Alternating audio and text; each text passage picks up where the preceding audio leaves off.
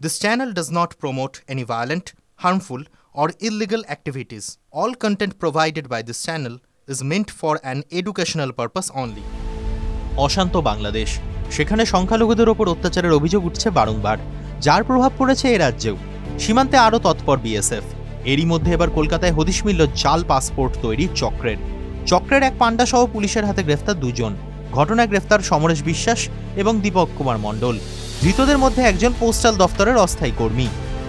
বেশ কয়েক বছর ধরেই কিন্তু এই জাল পাসপোর্ট তৈরির যে চক্র, সেই চক্র সক্রিয় ছিল এবং সম্প্রতি তাদের আরও বাড়বাড়ন্ত হয়। ইতিমধ্যেই পুলিশের জালে এই জাল পাসপোর্ট তৈরির চক্রের অন্যতম পান্ডা সহ দুজনকে গ্রেপ্তার করেছে সমরেশ বিশ্বাস এবং দীপক মণ্ডল।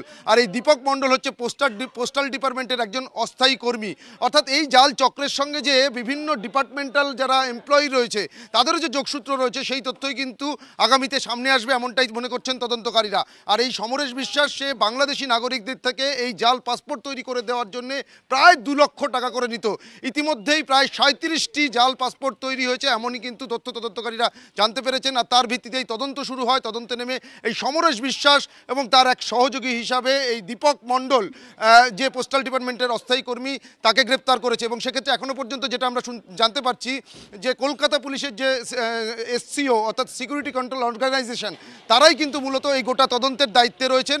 এবং সেক্ষেত্রে তারা যেটা দাবি করছেন বা তাদের সূত্র মারফত যেটা জানা যাচ্ছে যে বাংলাদেশি নাগরিকরা অনুপ্রবেশ করার পর তাদের ভুয়ো নথিপত্র তৈরি করে দেওয়া, আধার কার্ড থেকে শুরু করে ভোটার কার্ড, এ ধরনের বিভিন্ন ভুয়ো নথিপত্র প্রথমে তৈরি করা হতো। আর সেই সমস্ত নথিপত্রকে ব্যবহার করেই তৈরি করা হতো জাল পাসপোর্ট।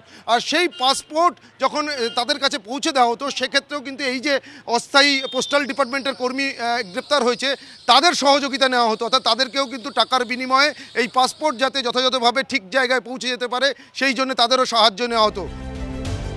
পুলিশ সূত্রে খবর, দীপক দক্ষিণ 24 পরগনার কোস্টাল থানা এলাকার বাসিন্দা, পোস্টাল বিভাগের অস্থায়ী কর্মী। অপরদিকে সমরেশ বিশ্বাস বারাসাতের বাসিন্দা।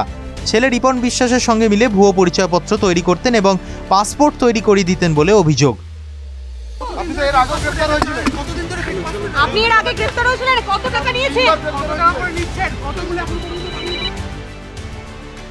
আগেই পুলিশের হাতে গ্রেফতার হয়েছিলেন রিপন। আলিপুর আদালতে পেশ করা হলে ধৃত দুজনের আগামী 20 ডিসেম্বর পর্যন্ত পুলিশ হেফাজতের নির্দেশ দেয় বিচারক। TV9 Bangla digital.